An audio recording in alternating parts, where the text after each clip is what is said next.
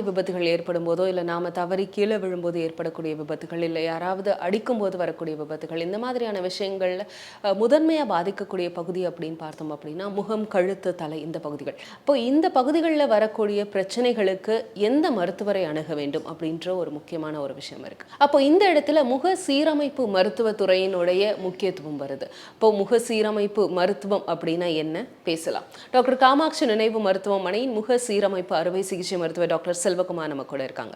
வணக்கம் டாக்டர். வணக்கம்.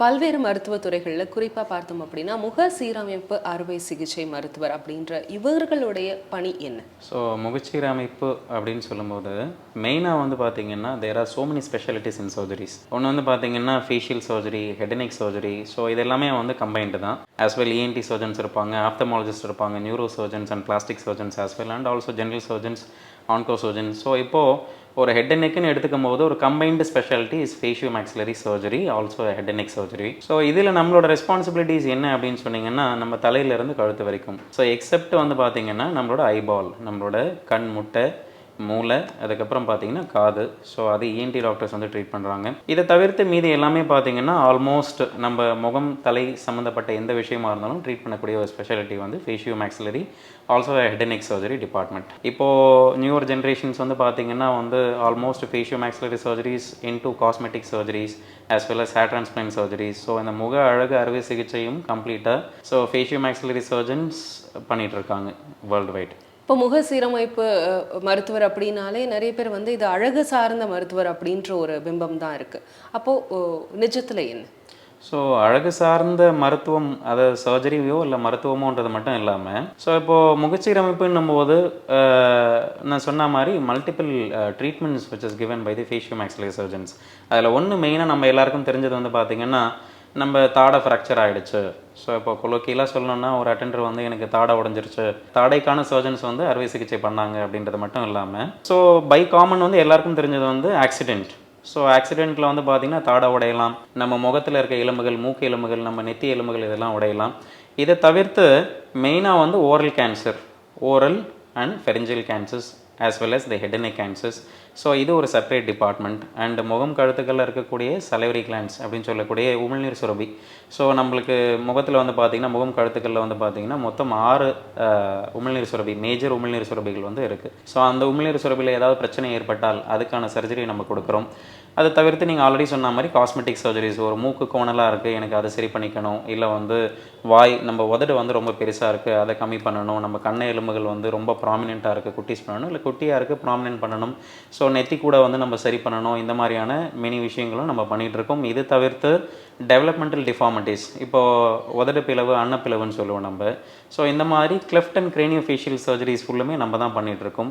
As well as இப்போ ஹேர் டிரான்ஸ்பிளான்ட் சர்ஜரிஸ். ஸோ இது எல்லாமே வந்து அட்வான்ஸு. ஸோ கம்ப்ளீட் ஒரு ஹெட் அண்ட் நெக் சர்ஜரிஸ்ன்னு சொல்லும்போது நம்ம தான் அங்கே வந்து மேஜர் ரோல் ப்ளே பண்ணுறோம். As well and one more stuff, இப்போ வந்து நம்ம ஆக்சிடென்ட்னால வந்து ஒரு சில பேர் வந்து ஒரு சில உறுப்புகள், அதாவது காதோ இல்லை மூக்கில் ஒரு சில பகுதியோ இல்லை நம்ம முக எலும்புகளில் ஒரு சில பகுதிகளிலோ இழந்துரும் போது அது சதை மற்றும் எலும்பு இது ரெண்டுமே நம்ம வந்து ரீகன்ஸ்ட்ரக்ட் பண்ணி கொடுக்க முடியும். ஸோ இதுதான் நம்மளோட ரோல்ஸ். இப்போ இந்த மாதிரியான விஷயங்களை நீங்கள் மேனேஜ் பண்ணுறதுக்கும் இதற்கு முன்னாடி இந்த ஒரு மருத்துவத்துறை அப்படின்றது இன்னைக்கு தான் பிரபலம் அடைஞ்சிருக்கு. ஆனால் இதற்கு முன்பு வரைக்கும் இருக்கக்கூடிய அதை மருத்துவர்கள் அதை செய்தவர்களுக்கும் நீங்கள் செய்வதற்கும் என்ன வேறுபாடுகள்? டெஃபினெட்லி பார்த்தீங்கன்னா ஒரு ஸ்பெஷாலிட்டியும் அதுக்குள்ளே வந்து சப் ஸ்பெஷாலிட்டிஸ் வளர்ந்துட்டே தான் இருக்குது. ஸோ நம்ம இந்த ஃபீல்டுக்கு வர்றதுக்கு முன்னாடி இயர்லியர் நம்ம முகச்சீரமைப்பு சர்ஜரிஸ் எல்லாம் வந்து ஒரு சில பிளாஸ்டிக் சர்ஜன்ஸ் பண்ணியிருக்காங்க, இஎன்டி சர்ஜன்ஸ் பண்ணியிருக்காங்க, அண்டு ஆர்பிட் கண் சார்ந்த ஃப்ராக்சர்ஸுங்கெலாம் ஒரு சில ஆப்தமாலஜிஸ்ட்டும் பண்ணியிருக்காங்க. ஸோ மற்றபடி பார்த்திங்கன்னா எக்ஸ்க்ளூசிவாக ஒரு ஃபேஷியோ மேக்ஸிலரி சர்ஜன், ஒரு முகச்சீரமைப்பு சர்ஜன்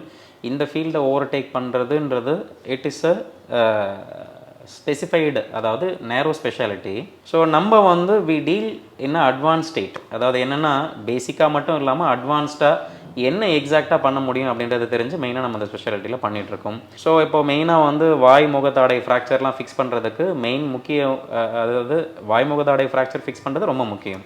ஸோ அது மூலிமா நம்ம சாப்பிட்றது, நம்ம கடிமானம் வந்து பக்காவாக அமைக்கணும். ஸோ அது மூலிமா அவங்கள பக்காவாக சாப்பிட வைக்கணும். ஸோ முகத்தில் எந்த ஒரு அமைப்பு மாற்றமும் இருக்கக்கூடாது. இந்த மாதிரி பல விஷயங்கள் வந்து பார்த்திங்கன்னா நம்மளுக்கு முக்கியமாக இருக்குது. ஸோ அதுக்கு நம்ம மெயினாக முக்கியத்துவம் கொடுத்து பண்ணுறதுனால தான் இந்த ஸ்பெஷாலிட்டி வந்து இன்னுமே வந்து வளர்ந்துட்டு இருக்கு அண்ட் ஆல்சோ ஆல்ரெடி நிறையவே வளர்ந்துருக்குன்னு சொல்லுவோம். அப்போ இந்த மாதிரியான முகம் சார்ந்த இடங்கள்ல அடிபடும் போது முக சீரமைப்பு அறுவை சிகிச்சை மருத்துவர் அணுகிறது அப்படின்றது ரொம்ப முக்கியமானது.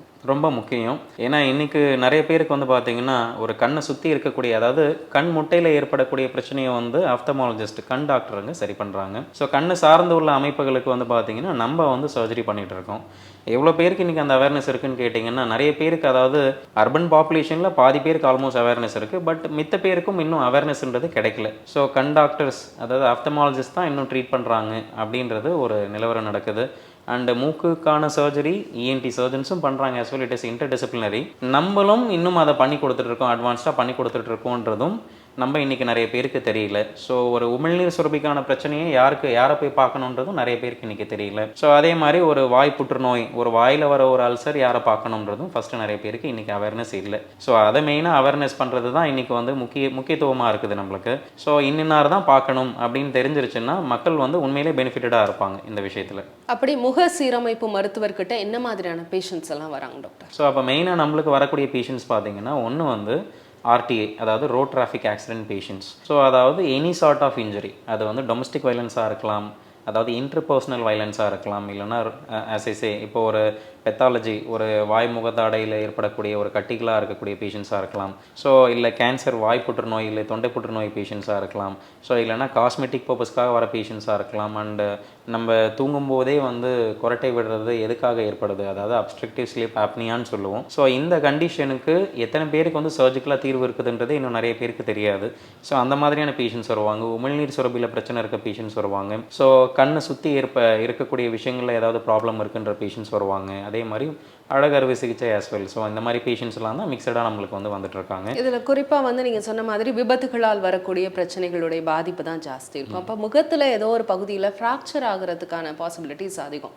அப்போது அவர்களுக்கு நீங்கள் செய்யக்கூடிய முதல் விஷயம் என்னடும்? ஸோ இப்போது விபத்தினால் ஏற்படக்கூடிய ஃப்ராக்சர்ஸ்ன்னு பார்த்தீங்கன்னா ஃபஸ்ட்டு ஒன்று சொல்லணும். ஸோ இந்த அடிப்படுறது, இந்த இன்ஜுரிஸ் முகம் கழுத்து, அதாவது முகம் கழுத்துன்றதை விட வந்து ஹெட் அண்ட் நெக் ட்ராமான்னு சொல்லலாம், தலை மற்றும் முகம் கழுத்து இன்ஜுரிஸ். ஸோ இது எதனால் ஏற்படுதுன்னு பார்த்தீங்கன்னா மெயினாக வந்து பார்த்தீங்கன்னா இன்டர்பர்சனல் வயலன்ஸ். அது வந்து இன்றைக்கி ரொம்ப முக்கியமாக இருக்குது. எல்லா கண்ட்ரீஸ்லேயும் நம்மளுக்கு இன்டர்பர்சனல் வயலன்ஸ் இருக்க தான் செய்யுது. ஸோ அது வந்து பார்த்திங்கன்னா நம்மளுக்கு அதிகமாக இருக்குது. அதுக்கப்புறம் ஃபால்ஸு, அதுக்கப்புறம் road traffic accidents as well as, அதுக்கப்புறம் டொமஸ்டிக் ஃபால்ஸு, வீட்டுக்குள்ளேயே ஒரு சில பேர் விழுந்து தடிக்க விழுந்து உதடு கட்டாயி வருவாங்க, இல்லை ஆஸ் வெல் அஸ் அது கூட சேர்ந்து ஃப்ராக்சர்ஸோடு சேர்ந்து வருவாங்க. ஸோ இதுக்கு வந்து மற்ற முகம் மற்றும் கழுத்தில் ஏற்படக்கூடிய அடி விகிதம் எங்கே அப்படின்னு பார்த்திங்கன்னா மெயினாக வந்து பார்த்திங்கன்னா முகத்தில் எது ப்ராமினெண்ட்டான பகுதி ஃபஸ்ட்டு நம்ம பார்க்கணும். ஸோ நம்ம மூக்கு, நம்ம நடுமுகம் மற்றும் கீழ்த்தாடை, அதுக்கப்புறமா நெத்தி.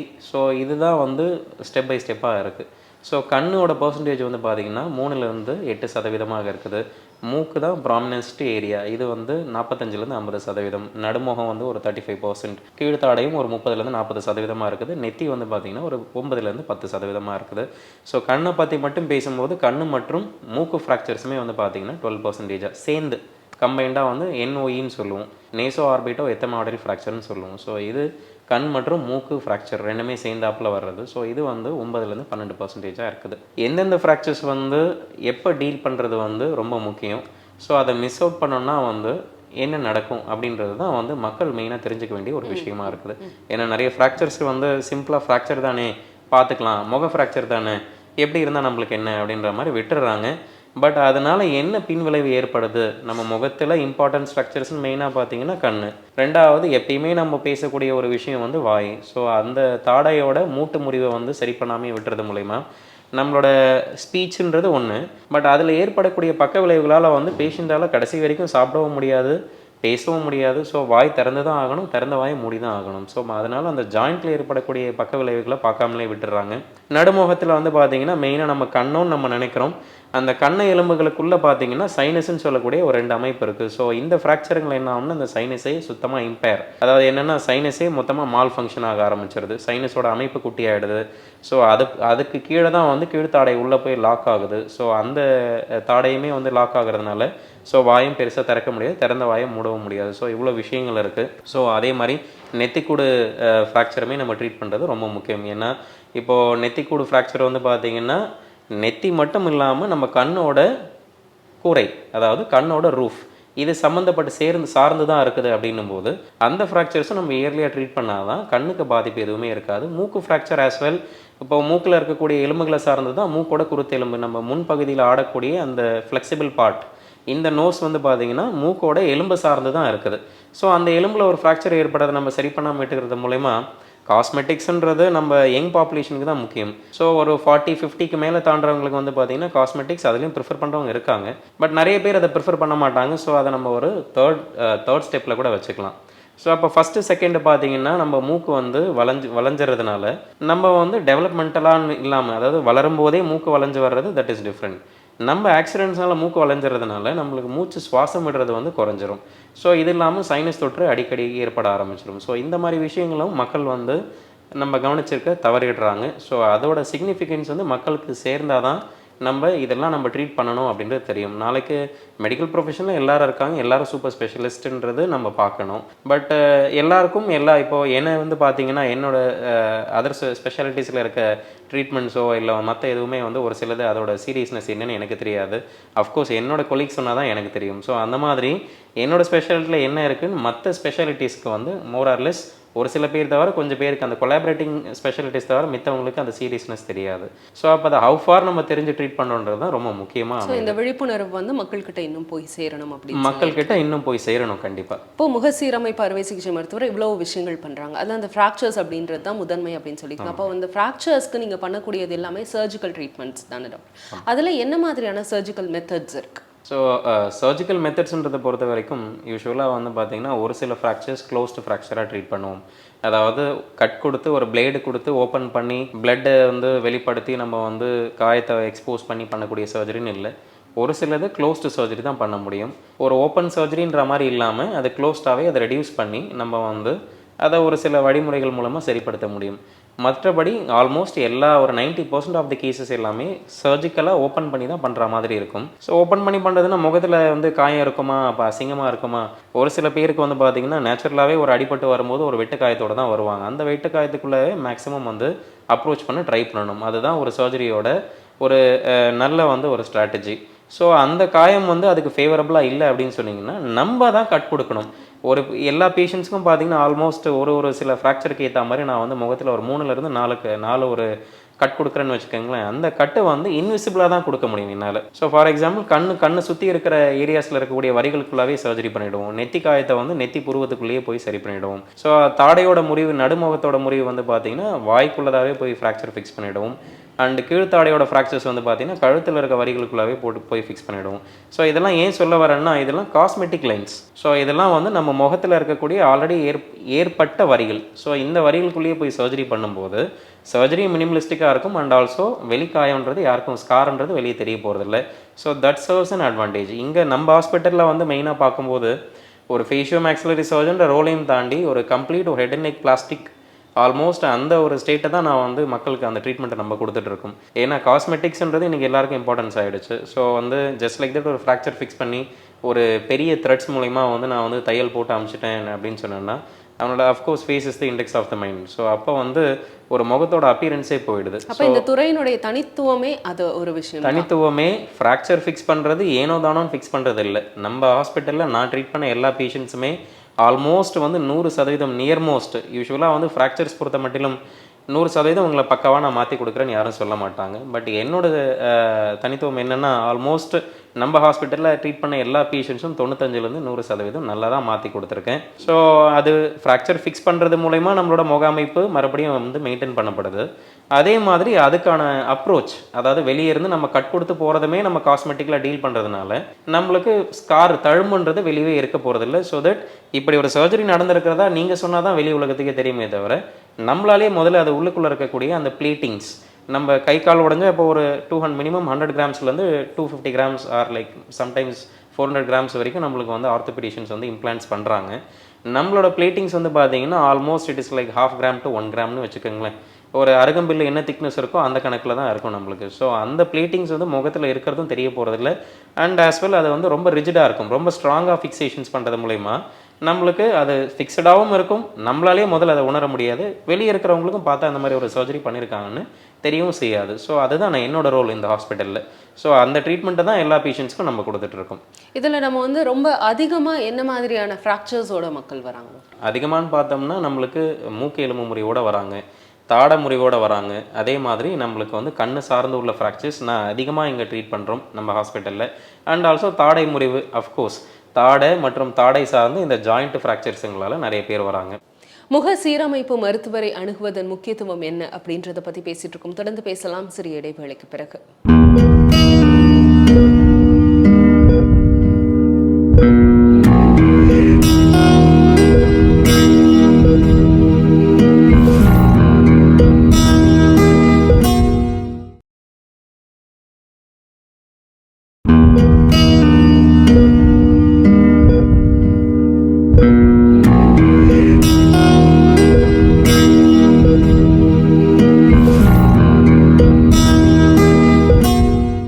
டாக்டர் காமாட்சி நினைவு மருத்துவமனையின் முக சீரமைப்பு அறுவை சிகிச்சை மருத்துவர் டாக்டர் செல்வகுமார் நம்ம கூட இருக்காங்க. தொடர்ந்து பேசலாம்.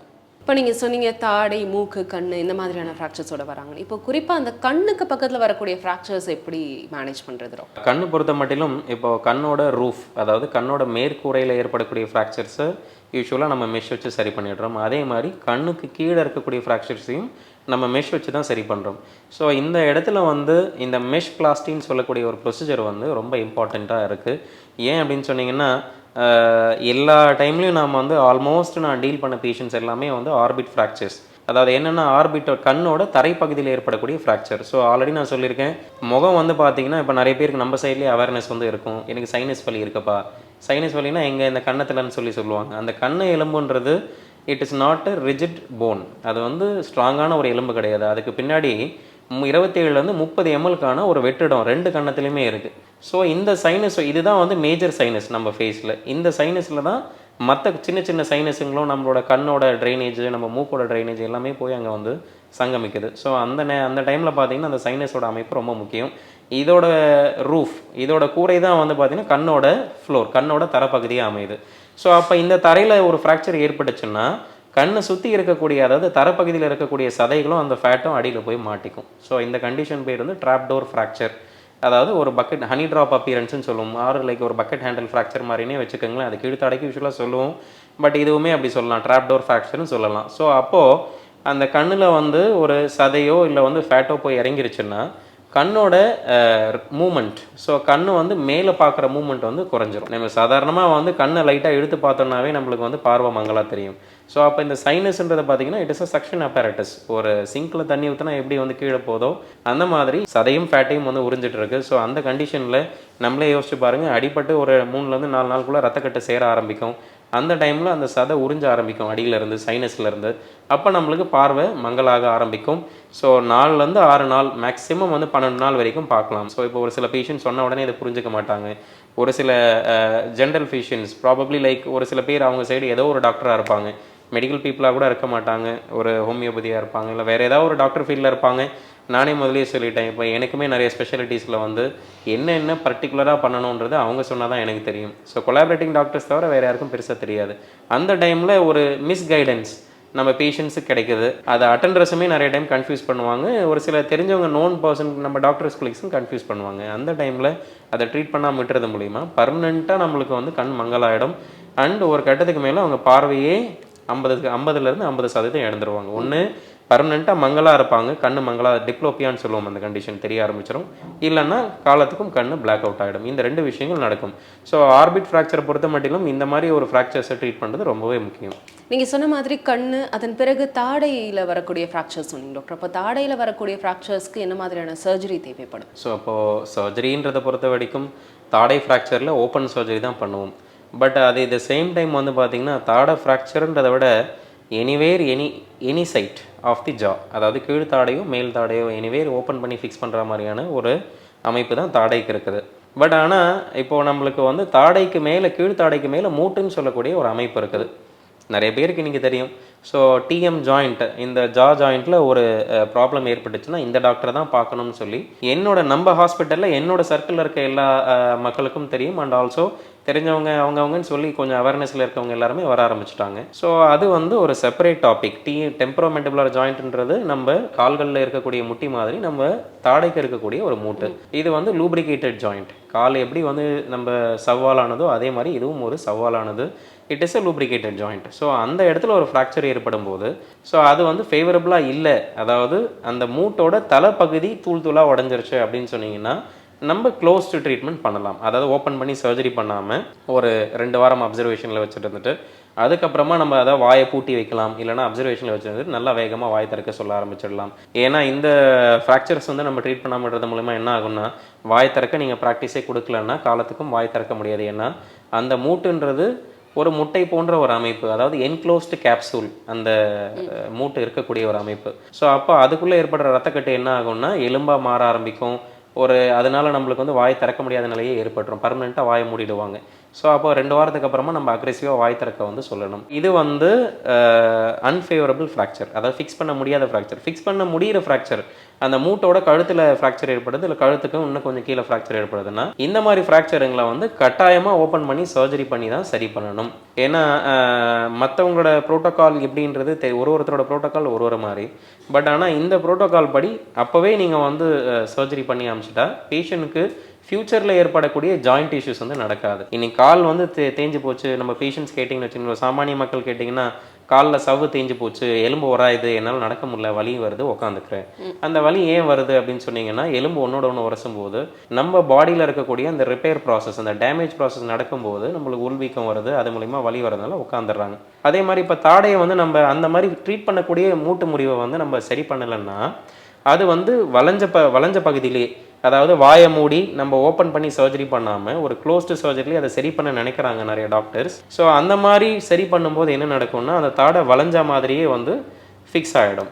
ஸோ இது வந்து மால் யூனியன் அப்படின்னு சொல்லுவோம். அது வந்து முக அமைப்பை வந்து மாற்றிடும். முக அமைப்பை மாற்றுதுன்றது இல்லாமல் நம்மளோட தாடை அமைப்பை வந்து டோட்டலாக டேமேஜ் பண்ணிவிடும். அதாவது என்னென்னா இப்போ ஃபார் எக்ஸாம்பிள் இடது பக்கம் மூட்டை உடையுது, அதை வந்து ஃபிக்ஸ் பண்ண முடிஞ்சும் அந்த டாக்டர் வந்து ஃபிக்ஸ் பண்ணலை, இல்லை பேஷண்ட் வந்து ட்ரீட் பண்ணிக்கல. ஸோ அந்த டைமில் என்ன ஆகும்னா ஒரு சைடு வலது பக்கம் மூட்டு வந்து நல்லா இருக்குது, இடது பக்கம் மூட்டு உடஞ்சிருச்சு. ஸோ அப்போ அது வளைஞ்ச மாதிரி தான் நம்மளுக்கு வந்து ஃபிக்ஸ் ஆகும். இந்த அமைப்பு வந்து ஷார்ட் ஆகிடும். அப்போ இதுதான் வந்து ஆஸ் யூஷுவல் எப்பயும் போல் லாங்காக இருக்கும். ஸோ வாய் திறந்து நீங்கள் மூடும்போது மேஜராக ஒர்க் ஆகிற ஒரே மூட்டை வந்து வலது மூட்டாக தான் இருக்கும். ஸோ இதனால சீக்கிரமாக நம்மளுக்கு அந்த மூட்டு மேலே இருக்கக்கூடிய டிஸ்க் தேஞ்சு போயிடும். ஸோ அப்போ முட்டி எப்படி வந்து தேஞ்சு போய் உராசும் போது வலி வருதோ அதே மாதிரி இந்த மூட்டில் வந்துடும். ஸோ அதுக்கப்புறம் ஜாயிண்ட் சர்ஜரி, இந்த மூட்டுக்கான அறுவை சிகிச்சை பண்ணுற மாதிரி போயிடும். ஸோ இது எப்போ நடக்கும் சார்? ஒரு 5லேருந்து 10 வருஷம் டவுன் டைம்குள்ளே இது நடந்து முடிஞ்சிடும். ஸோ நம்ம மூட்டோட கழுத்து பகுதிகளிலேயோ இல்லை ஃபேவரபுளான ஒரு ஃப்ராக்சர் அதை சரி பண்ண முடியுதுன்ற பட்சத்தில் அதை ஆப்ரேட் பண்ணி தான் நம்ம வந்து அதுக்கு ஒரு தீர்வு கொடுக்க முடியும். ஆப்ரேட் பண்ணிட்டா பக்காவாக ஃபிக்ஸ் பண்ணி கொடுத்துட்டோம்னா எந்த இஷ்யூஸும் ஃபியூச்சரில் இருக்காது.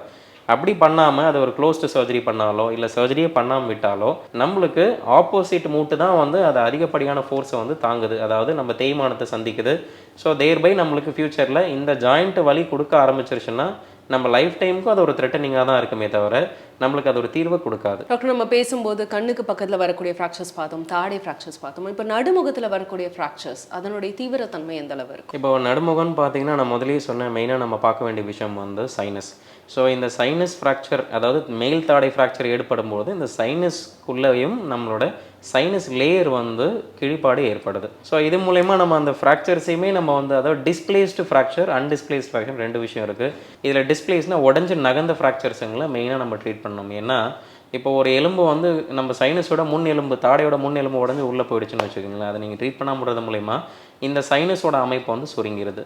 ஸோ அப்போ அந்த சைனஸ் வந்து மால் ஃபங்க்ஷன் ஆகுதுன்னு தான் அர்த்தம். ஸோ நான் முதலே சொல்லிட்டேன், எல்லா சைனஸும் எல்லா ட்ரைனேஜும் மெயினாக கொலாபரேட் ஆகிற மெயின் சைனஸ் வந்து இந்த மேக்ஸிலரி சைனஸ், தாடையில் இருக்கக்கூடிய நம்மளோட மெயின் சைனஸ். ஸோ அப்போ அந்த சைனஸ் அமைப்பு மாறும்போது எல்லா சைனசைட்டிஸ் இஷ்யூஸும் ஏற்படும்.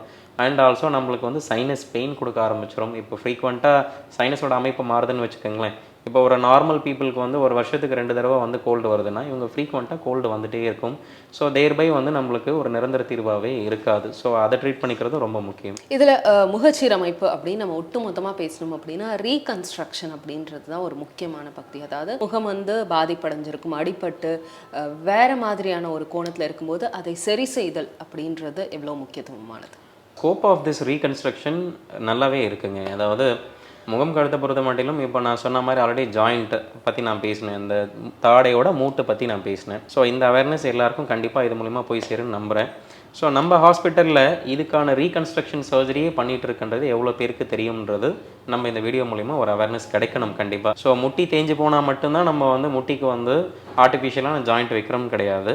நம்ம தாடையோட மூட்டுக்குமே ஆர்டிஃபிஷியலாகவே ஜாயிண்ட்ஸ் வைக்கிறோம். ஸோ தேர்பை பேஷண்ட்டோட ஃபங்க்ஷன் இம்ப்ரூவ் பண்ணப்படுறது. ஸோ இந்த வலியோ இந்த ஃபங்க்ஷனல் டெஃபிஷியன்சியோ இந்த மாதிரி இந்த வலியோ இந்த ஃபங்க்ஷனல் டிஃபார்மிட்டியோ இந்த மாதிரி எதுவுமே இருக்க போகிறதில்ல. அண்ட் ஆல்சோ இப்போ வந்து காது சுத்தமாக எழுந்தவங்க, ஒரு மூக்கில் ஒரு பார்ட் ஒரு எலும்பு இல்லாதவங்க, ஸோ இல்லை மூக்கு கோணலாக இருக்குது, இல்லை கண்ண எலும்புகளில் வந்து ஒரு சில பேஷண்ட்ஸ் வந்து எலும்பு இல்லாதவங்க, ஸோ இந்த மாதிரி எல்லா விஷயத்துக்கும் நம்ம வந்து தீர்வு கொடுக்க முடியும். ஆர்டிஃபிஷியல் இம்ப்ளான்ட்ஸ் இருக்குது. ஸோ கண்ண எலும்பு போனவங்களுக்கோ இல்லை தாடை எலும்பே இல்லைன்றவங்களுக்கோ நம்ம ஆல்ரெடி முன்னாடியே நம்ம இந்த அவேர்னஸ் நான் ஒரு தடவை பேசியிருக்கேன். ஸோ பேஷண்ட் ஸ்பெசிஃபிக் இம்ப்ளான்ட் அப்படின்ற ஒரு ஆப்ஷன் இருக்குது. ஸோ இந்த மாதிரி வெரைட்டி ஆஃப் ஸ்கோப் வந்து அவைலபிளாக தான் இருக்குது நம்ம கிட்ட. அதுலயும் அந்த அறுவை சிகிச்சை நடந்ததற்கான அறிகுறிகள் குறைவாக தான் இருக்கும் இல்லையா இந்த மாதிரியான ப்ரொசீஜர்? கண்டிப்பாங்க. என்ன சின்ஸ் நான் முதலே சொன்னேன், இது வந்து காஸ்மெட்டிக்ஸ்க்கு ரொம்ப முக்கியத்துவம் கொடுக்குற ஒரு பிரிவு. ஃபேஸ் தான் நம்மளோட ஒரு முக்கியமான ஒரு கான்ஃபிடென்ஸாக இருக்குது. யார்கிட்ட பேசினாலும் முடியும் முக்கியம் தான். ஸோ ஹேர் டிரான்ஸ்பிளான்ட்டும் தான் நம்ம டிவிஷனில் பண்ணிகிட்டு இருக்கோம். ஸோ அந்த விஷயம் இல்லாமல் நம்ம ஃபேஸ்ன்றது ரொம்பவே முக்கியம். அந்த ஒரு இன்ஃபீரியாரிட்டி காம்ப்ளெக்ஸ் வந்து சைக்கோ சோஷியலாக ஒரு பெரிய இம்பாக்டை வந்து இன்றைக்கி ஜனங்க மத்தியில் ஏற்படுத்துது.